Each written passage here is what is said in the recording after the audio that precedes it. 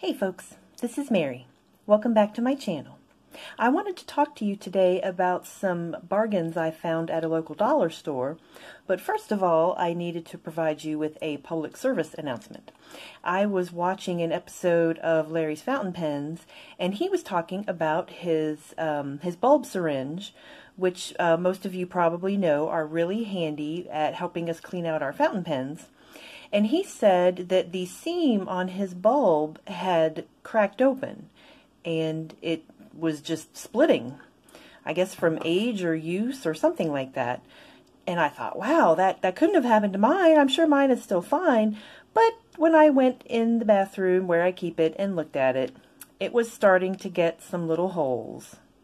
It was getting little holes like this one, just little ones. And I thought, it's okay, it's okay. I'll keep using it. It's no big deal. But the holes got worse, and now I have this giant gaping maw. So it doesn't work very well for cleaning my pens anymore. So I got this one at Walmart, and I went back to Walmart and went to the baby section and bought another one. And, you know, I guess I could be really thrifty and try to glue this one and seal it up, but I probably won't. I'll probably just toss it. If anybody knows a good use for these things when they're splitting in half, let me know. But I went back to Walmart and I got this one. And it was $2, which I thought was pretty reasonable. And this is the same one. I got this at Walmart also for $2. But I just happened to be in a store called Dollar General. I don't think it's in all parts of the U.S. I think it's mostly a southern chain maybe, but it's kind of similar to Family Dollar. It's somewhere between Dollar Tree and Walmart. And they have all kinds of products. They have food and makeup and toiletries, and they sell housewares and all kinds of decorative things for the seasons and just everything. Oh, and by the way, they do have a really good crafting section with lots of, you know, stickers and tape, and they have colorful duct tape and stuff like that, but I don't want to get too far off topic here. So I had to go in there to pick up something because there's one near where I work, and I just run in there sometimes to pick up things. And I was walking down an aisle, and I happened to see this. This was also $2, but instead of just getting the bulb syringe, I got a bulb syringe and an eyedropper, and it has measurements on it. And I thought that was so cool. I can use this for ink mixing. I mean, I could use it for anything, of course, but I thought this would be helpful for ink mixing if I needed to add, you know, water or something to an ink. So I thought this was a real bargain. These are both $2, but this one came with the bulb syringe and the eyedropper.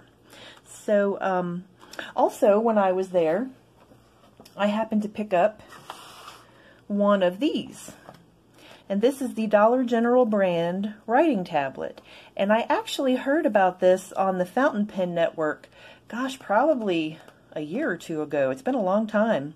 But somebody was talking about inexpensive fountain pen paper, and he said that the writing tablets at Dollar General were fountain pen friendly.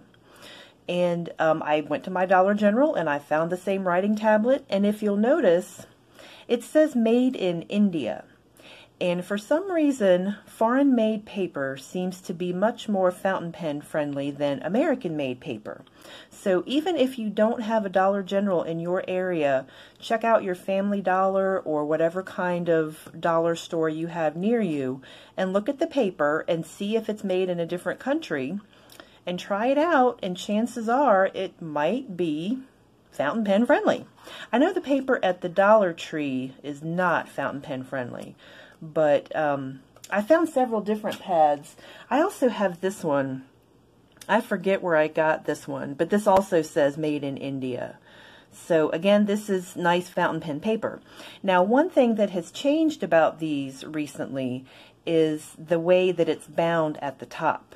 So this writing tablet It just has that glue binding at the top, so you can easily tear out the sheets, and you can already see that this is kind of coming apart. And I love to use this paper to test out fountain pen inks. I especially use it when I'm swatching inks and I have extra ink on my glass nib. I'll just use up that ink by writing on one of these tablets. But the sheets come out so easily that I always have loose pages fluttering around the place because they won't stay bound. So these from Dollar General now are bound differently. I don't know if you can see that, but in the binding at the top are staples. So it doesn't open as easily. Let me get those out of the way.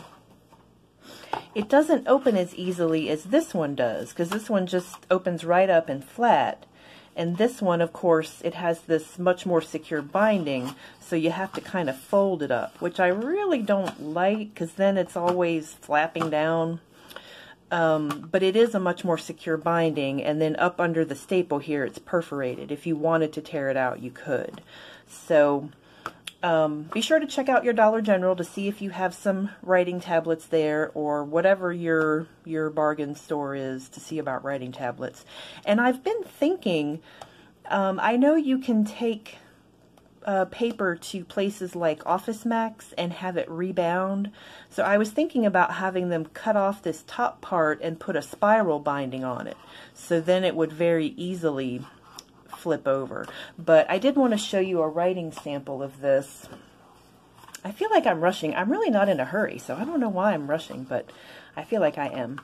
Talking way too fast. So I used my currently inked pens for this month, and I just wrote out the name of the pen and the name of the ink to test it out so you could see what it looked like. So it's a variety of nib sizes. This is a stub, a fine, a medium. I don't know what nib size that Charlie pen is, probably somewhere around a medium. And then the Diplomat Arrow is a fine, the Olivine is a fine, and I think the Waterman is a fine. So I guess the medium and the stub are the broadest nibs I have in this sample. So let's turn it over and see what it looks like. And it looks like the Diplomat Arrow bled through a little bit, and that was the Diatramentis Magenta Violet.